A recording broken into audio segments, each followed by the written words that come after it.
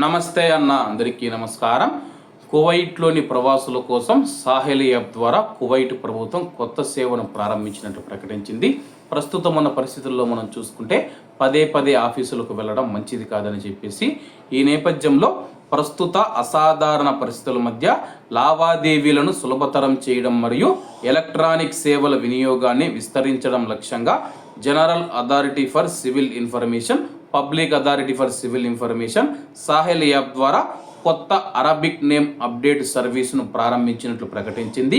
ఈ చొరవ సందర్శకులు తమ లావాదేవీలను పూర్తిగా ఆన్లైన్లో పూర్తి చేసుకోవడానికి వీలు కల్పిస్తూ ఉంది.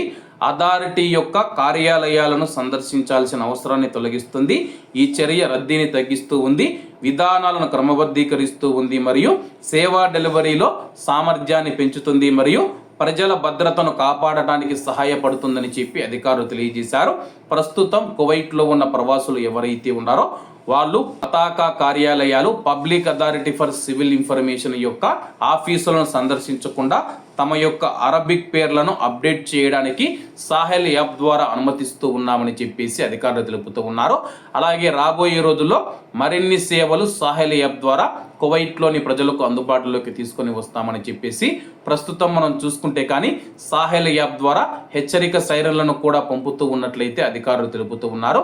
కువైట్లో ఉన్న భారతీయులు ఎవరైతే ఉన్నారో ఈ యొక్క విషయాన్ని గమనించండి.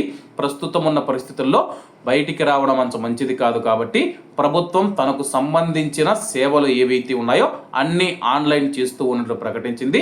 కాబట్టి కువైట్లో ఉన్న మన భారతీయులు ఆఫీసులకు వెళ్లకుండా ఆన్లైన్లోని తమ యొక్క పనులు పూర్తి చేసుకునే విధంగా కువైట్లోని ప్రవాసులు కావచ్చు, కువైటీ ప్రజలు కావచ్చు, భారతీయులు కావచ్చు, అందరికీ ఈ యొక్క అవకాశాన్ని సదుపాయాలు మేము కల్పిస్తూ ఉన్నామని చెప్పి కువైట్ అధికారులు తెలియజేశారు.